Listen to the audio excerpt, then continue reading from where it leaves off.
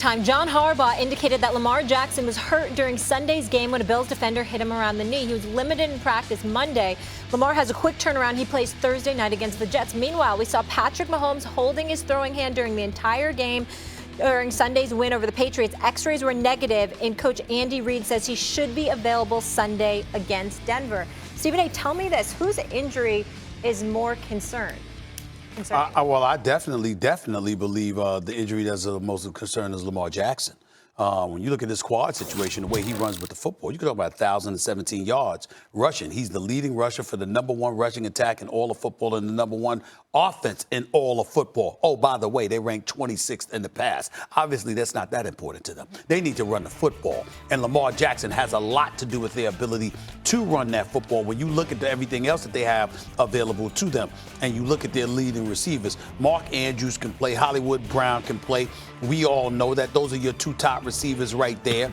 Snead is still there and what have you. I'm just looking at them and I'm saying their success is predicated on the running ability of Lamar Jackson. He is what him and Marcus Peters, obviously we got to give Marcus Peters some love again, but he is what has really turned this franchise into a Super Bowl contender because of the dynamic that he brings to the equation. Without Lamar Jackson running the football effectively, the Ravens really, you don't look at them the same. And I'm telling you right now, if I'm the Ravens, I don't even play him Thursday. It's against the Jets.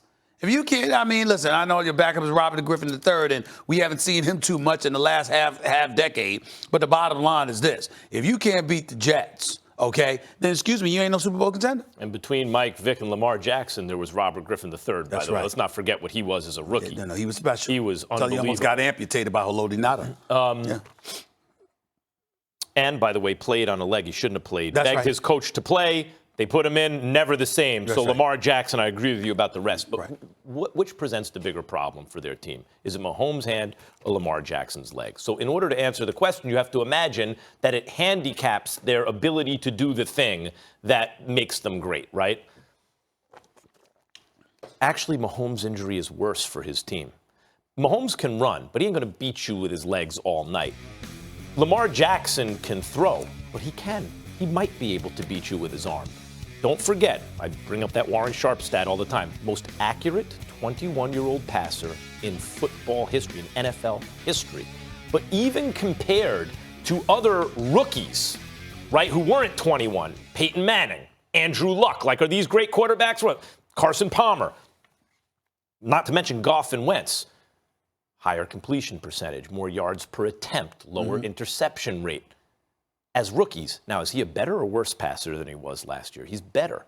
The Ravens have enough talent on defense, but even on offense, that Lamar Jackson, even though when you take away the running ability, of course it's going to affect his game, can beat you with the weapons around him, both sides of the ball, from the pocket more easily than Mahomes could beat you given his team if he really just has to rely on his legs. I actually think Mahomes' injury is a bigger deal here. I think it's a bigger deal. I think it's harder for the Chiefs to win if Mahomes can't throw the ball. Well, see, I get where you're coming from. I just a personal preference. If I got Tyreek Hill and Travis Kelce, and I got Watkins as well, and I got Damian Williams and Shady McCoy with Andy Reid as my play caller, I think I got a shot even without Patrick Mahomes. I got no shot if I'm Baltimore without Lamar Jackson. No, none. Well, I mean, first I of don't all, see it when that Lamar way. Jackson took over the team, everything changed. Yeah. And they changed the offense and everything. But you mentioned there is a quarterback on the team who could at least approximate in a much dimmer version at this point in his career some of the things Lamar Jackson could do. When Mahomes went down, the Chiefs were fundamentally not the same team. I'm like, they weren't winning. I hate this topic because I want both of these guys to be healthy. How crushing would it be if Lamar Jackson couldn't be playing at the end of the season? Or Patrick Mahomes couldn't be playing with the type of years that he's That's having. why Stephen A. is 100% right. You must rest Lamar. And by the way, that kid McCole Hardman for the Kansas City Chiefs, that brother's no joke either. So this is just additional weapons that you add to the equation. I understand what you're saying about Patrick Mahomes, but I just gave you 5 or 6 dudes on Kansas City's offense. Hollywood Brown, Mark Andrews are no scrubs for the Baltimore Ravens. Mad respect. Mark Ingram got a lot of love for that brother. But I'm just telling you. Yeah, but bottom line is they weren't winning when Mahomes went down. Okay, yeah, but you know what? Alex Smith is gone. You hand the reins to Mahomes. Nobody else even sees a snap because this dude is there after throwing 50. I mean, that might have a lot to do with it. In the case of Baltimore, you're looking at Lamar Jackson. Again, everything is predicated on his ability to run the football the way that he does. Well, yes, and complete passes down the field on first down, and he's been doing that too. But I'm just saying, but it's all predicated on the fear of his running ability. So as a result, it compromises your secondary because you constantly got a spy, if not two, on this brother because he's such an electrifying runner. That compromises. If he's not behind center, then guess what? You could drop two dudes back into the secondary. It'd be interesting if Lamar was compromised running for a week or two and iced the MVP, like just made it no doubt because he was beating teams without running just from the pocket. I think he's capable of doing it. Yeah, but I just don't want him doing that against the Jets. You can't beat the Jets. I don't know. We're talking about the playoffs. Anybody can hit you. Anybody can hit you. You don't need to play against the Jets. Rest them this week.